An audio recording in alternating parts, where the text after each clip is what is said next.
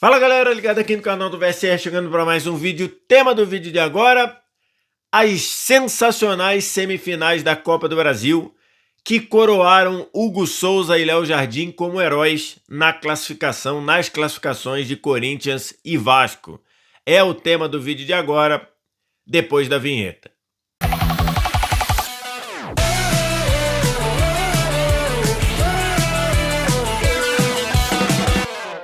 Mais um vídeo chegando aqui no canal do VSR, vamos falar das sensacionais semifinais da Copa do Brasil, duas semifinais dos goleiros, porque além de Hugo Souza e Léo Jardim, que classificaram e que saíram como heróis nas classificações de Corinthians e Vasco, também tivemos Cássio e Fábio indo muito bem, então a gente pode dizer que foram semifinais dos goleiros, mas Corinthians e Vasco vão decidir a Copa do Brasil já na próxima quarta-feira e no próximo domingo. Antes da gente começar, você deixa o like, se inscreve no canal, tudo isso você faz aqui embaixo. Aqui embaixo também, primeiro comentário fixado, tem o link para você ir na página da Golcase, pode ser também nesse QR Code que está na tela, e comprar o seu presente de Natal. Tem coisa melhor do que presentear quem você gosta, quem você ama, com produto oficial licenciado do clube de futebol da pessoa? Não, né? Claro que não. Porque o clube de futebol é a vida do cara. Para quem gosta muito, é a vida do cara, é o maior interesse da menina, do seu marido, da sua esposa, da sua namorada, do seu namorado. E a Golcase tem produtos sensacionais, sempre produtos licenciados oficiais que você bota dinheiro no seu clube.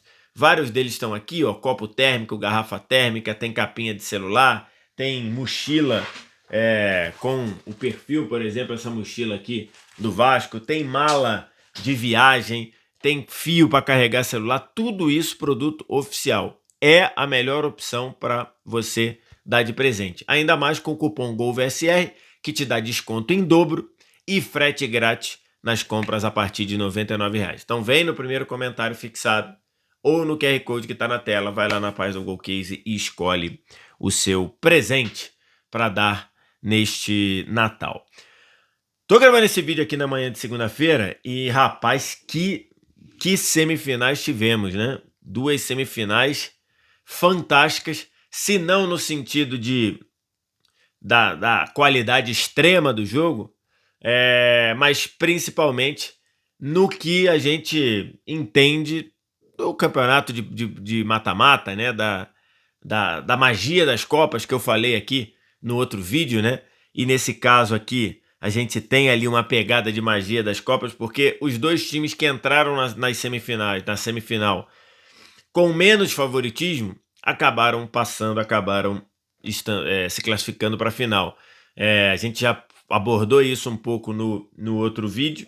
O Corinthians chegou numa situação de menos favoritismo do que o Cruzeiro, seja pelo que fizeram no ano, seja porque estavam fazendo nos jogos recentes, e o Vasco também entrou com menos favoritismo do que o Fluminense, em especial pelo que estavam jogando na reta final do Brasileirão. Só que Brasileirão é uma coisa, Copa é outra, e nisso a gente viu Corinthians e Vasco passarem, né? E com duas temáticas, assim, dois cenários de jogos bem diferentes, né?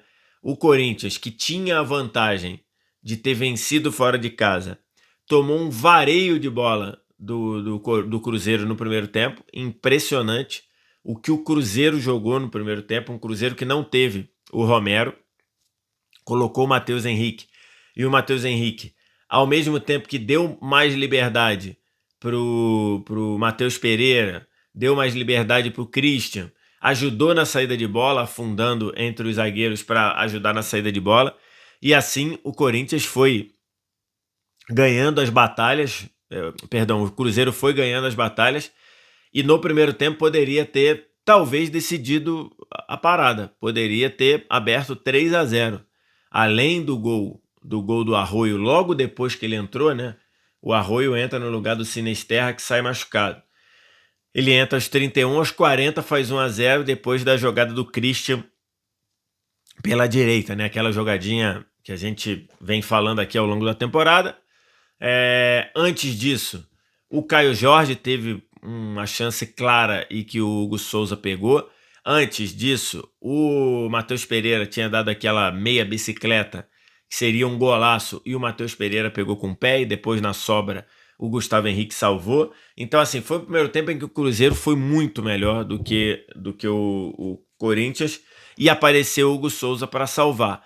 No segundo tempo, depois das mexidas do Dorival Júnior, que quase arriscou ali essa vaga, né, ao começar com Ranielli e Garro no banco, os dois vieram para campo e depois do 2-0 do Cruzeiro, o Cruzeiro volta também melhor nos primeiros 10 minutos do segundo tempo. E aí, naquela jogada também, outra jogada muito característica do Cruzeiro, que é o Caio Jorge atacando o espaço fora da área. O Caio Jorge recebeu do William, entrou em condição legal, mas no limite ali, mas em condição legal. E depois, muito inteligente, quando o Ramalho, se eu não me engano, fechou em cima dele, ele deu o passe também, o Arroio em condição legal, e aí é mérito do Arroio que deu uma travada na passada. O Arroio trouxe para dentro da área e bateu para fazer 2-0. Naquele momento, era um cenário muito, mas muito incômodo para o time do Corinthians, né? O time do Corinthians completamente batido, completamente dominado, com o Cruzeiro funcionando muito bem, recuperando a bola e saindo muito rápido, e agora com 2-0 passaria a ter ainda mais o espaço de atacar a profundidade, só que isso mudou 5 minutos depois de uma jogada de bola parada e um bate-rebate na área. O Cássio não conseguiu segurar a bola, acabou espalmando, e aí ela sobrou no pé do Matheus Bidu, que é um dos melhores jogadores do Corinthians na temporada, né? A gente tem que falar da evolução que teve o Bidu no ano de 2025. O Bidu mandou para a rede, diminuiu e forçou as penalidades. E aí o jogo virou completamente, né? O jogo virou completamente. Se a gente vai aqui ao Flash Score ver as estatísticas, a gente pega aqui Cruzeiro com 52-48 de posse, finalizações Corinthians 14-9, no alvo 5-5, chances claras 0 do Corinthians e 3 do Cruzeiro, escanteios 11-4 do Corinthians. Se você pega aqui o que foi o segundo tempo é 57% de posse para o Cruzeiro, para o Corinthians, 12 finalizações, 4 no alvo e 6-1 escanteios. Então, assim, e isso basicamente depois do Corinthians diminuir, e aí foi um festival de bola na trave, 2 bolas na trave, e um festival de defesaças do Cássio. O Cássio fez pelo menos 3 grandes defesas. E aí a sensação inverteu, falou, coisa de tempo, é questão de tempo até o Cruzeiro, ou até o Corinthians fazer o 2-2 e aí se classificar, porque tinha vantagem de ter vencido lá no Mineirão. Fomos para as penalidades, e que roteiro nos pênaltis, né? Impressionante o roteiro das penalidades, né? Com Matheus Pereira fazendo a primeira e Hugo Souza quase pegando, o Yuri Alberto batendo e o Cássio pegando inteiro, defendendo inteiro, e aí ninguém perdeu, né? Wanderson fez pelo Cruzeiro, o Mendes pelo Corinthians, o William pelo Cruzeiro, Garro pelo Corinthians, Lucas Silva pelo Cruzeiro, Vitinho pelo Corinthians. Até que a gente chegou ao Gabigol, que entrou aos 47 do segundo tempo, não tocou na bola e entrou para bater pênalti.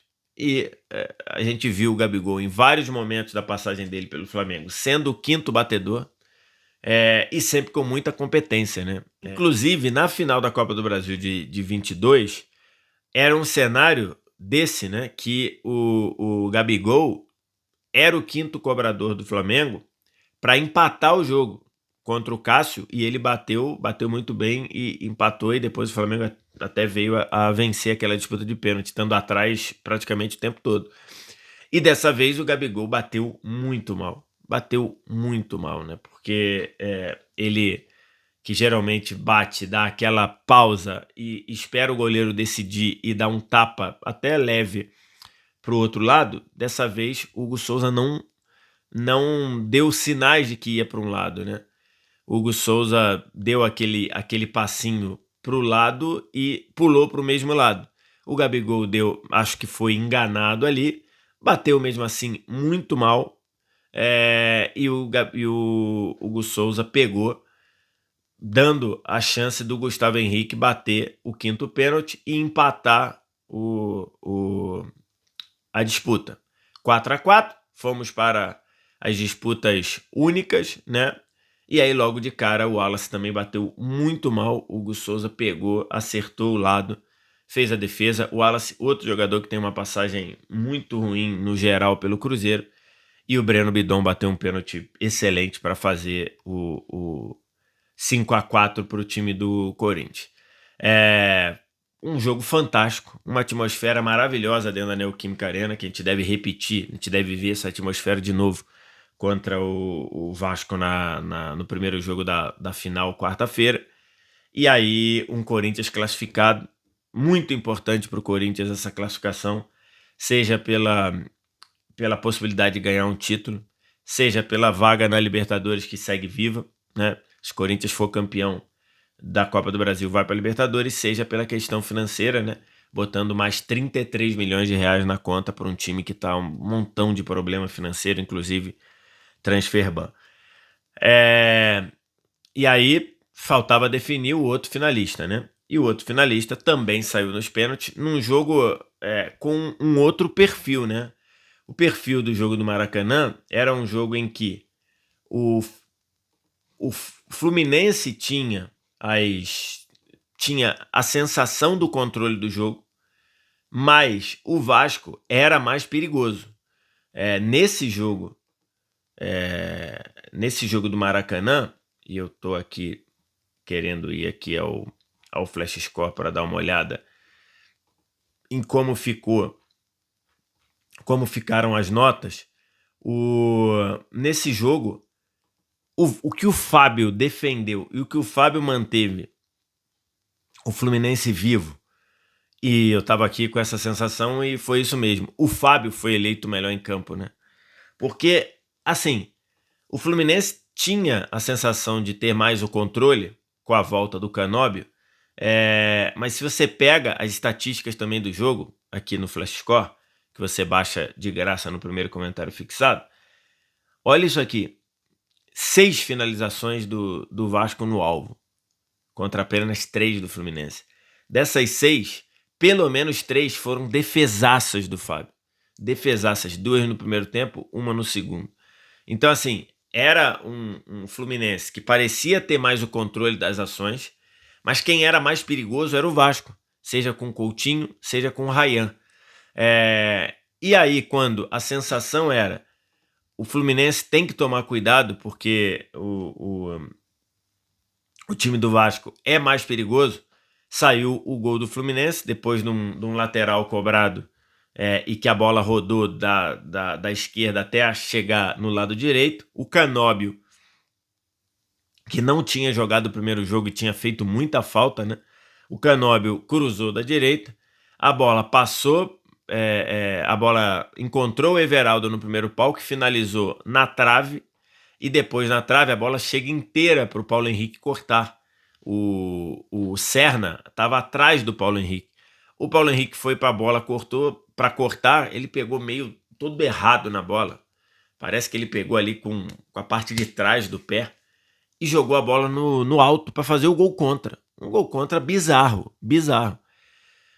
E ali a gente via ali e falava, o Fluminense vai crescer no jogo. Acabou que o Fluminense voltou bem para o segundo tempo, né?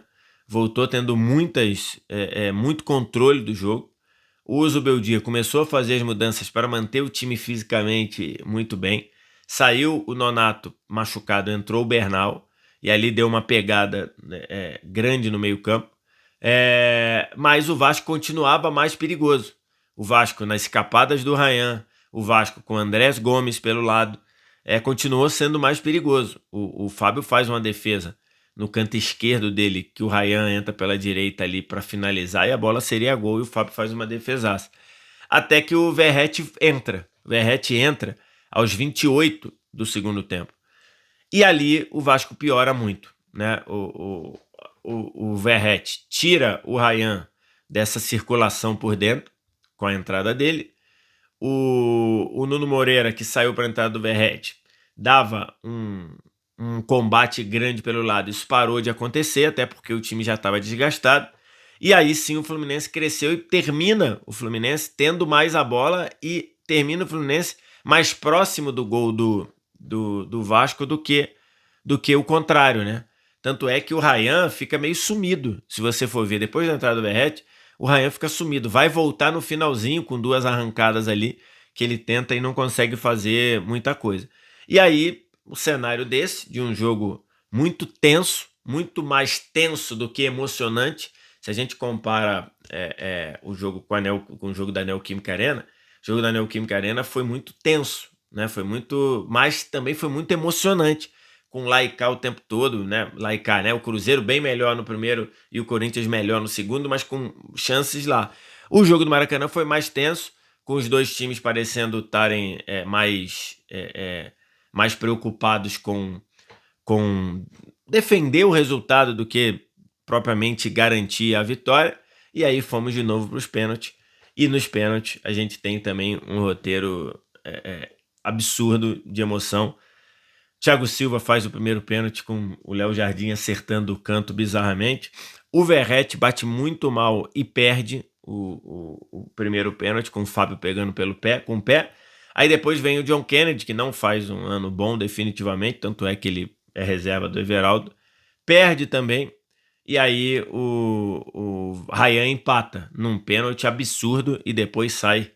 O Ryan é um caso sério. O Ryan é brabo demais, cara. Ele bateu um pênalti com aquela frieza e depois sai dando um risinho para a torcida. Ganso acertou, Vitor Luiz, que entrou só para bater pênalti, bateu muito bem na cruzada, acertou. O René, outro também que adquiriu essa batida de pênalti nos últimos anos, fez. Foi o Coutinho para bater. Eu imagino que o pênalti do Coutinho deva ter matado alguns vascaínos do coração. Ele manda lá no prego no alto, impressionante. A sensação toda é que a bola tinha subido. Aí vem o Canóbio e bate muito mal, né? O Léo Jardim quase passa da bola, de tão mal que bateu o Canóbio. Por último, o Pumita Rodrigues, que nessa disputa de pênalti sempre tem batido, bateu e fez 4-3 pro Vasco. O Vasco, reparem, desde a Copa do Brasil passada e essa, quando a Copa do Brasil passada o Vasco caiu na semifinal pro Atlético, e nessa tá na final, o Vasco passou por 6 disputas de pênalti e avançou em todas. Impressionante o aproveitamento do Vasco nessa disputa de pênalti, e sempre com Léo Jardim se destacando, né? O Léo Jardim pegou o pênalti do John Kennedy, pegou o pênalti do Canóbio e classificou o Vasco para a grande final. É impressionante o nível de pênalti, o nível de decisão, o poder de decisão do Léo Jardim, que nessas disputas sempre pegou pênalti. Na Copa do Brasil de 25, eliminou o Operário no pênalti, eliminou o Botafogo nos pênaltis e agora elimina o Fluminense nos pênaltis. E aí vamos para a final, né? Já está decidido. Primeiro jogo quarta-feira na Neoquímica Arena, segundo jogo domingo no Maracanã. Alguns jogadores do Vasco queriam jogar em São Januário, mas a CBF acabou determinando, e segundo alguns dirigentes do Vasco também, até alguns jogadores do Vasco queriam um jogo no Maracanã, determinando por questão de segurança e questão de talvez logística a decisão no Maracanã no próximo domingo. 25 anos depois da final do Mundial de 2000, Corinthians e Vasco e Corinthians voltam ao Maracanã para decidir um título. E para mim, acho que não tem favorito, tá? Acho que os dois chegam numa situação muito parecida. Os dois não eram favoritos na semifinal. Os dois têm um ano bem complicado no sentido de estabilidade. Tanto é que um foi 13º, o outro foi 14º do Campeonato Brasileiro. Os dois chegaram na semifinal sem o favoritismo em relação a Cruzeiro e Fluminense. Os dois classificaram ganhando um primeiro jogo de maneira impactante e ganharam o segundo e se classificaram nos pênaltis. Então, assim, os dois times tão muito de muita igualdade, né? O Vasco talvez leve, se você acredita que decidir fora de casa é uma vantagem, o Vasco leva essa vantagem, mas para mim não tem favorito. E acho que se os dois não vão fazer uma final de um primor técnico absurdo, vão fazer uma final de um nível de competição sensacional, porque representa demais para os dois esse título. Esse título vale demais para os dois. Então acho que os dois vão com certeza dar a vida por esse título, seja pela questão financeira, seja pela vaga na Libertadores, seja pela sensação de ganhar um título nacional depois de muito tempo, né? O Corinthians não ganha um título nacional, né? Tirando o estadual desde 2017, o Vasco não ganha um título nacional tirando o estadual desde 2011. Então, assim, representa demais, vale demais para os dois. Com essa final Corinthians e Vasco e Corinthians, a gente mata tudo do Campeonato Brasileiro também, né? Porque estava aquela indefinição, mas com a final Vasco e Corinthians e Vasco, já temos que Botafogo vai para a segunda fase da Libertadores, Bahia vai para a segunda fase da Libertadores, que a gente chama aqui carinhosamente de pré-Libertadores, e o São Paulo, 8º lugar do Brasileiro, vai para a Copa do Brasil. E aí só resta definir o campeão da Libertadores. Por quê? O campeão da Copa do Brasil. Por quê? Porque o campeão da Copa do Brasil vai para a fase de grupos da Libertadores e o vice-campeão vai para a Sul-Americana. Então essas as definições do Brasileirão. Quero te ouvir. O que você acha? Tem favorito a esse título? Diz aqui embaixo nos comentários. No mais, like, se inscreve no canal, sininho das notificações.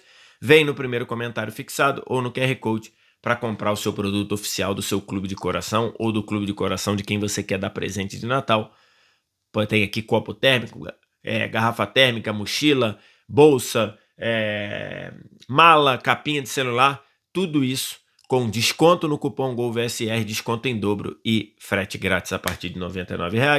Obrigado demais pela audiência, um abraço. Tchau!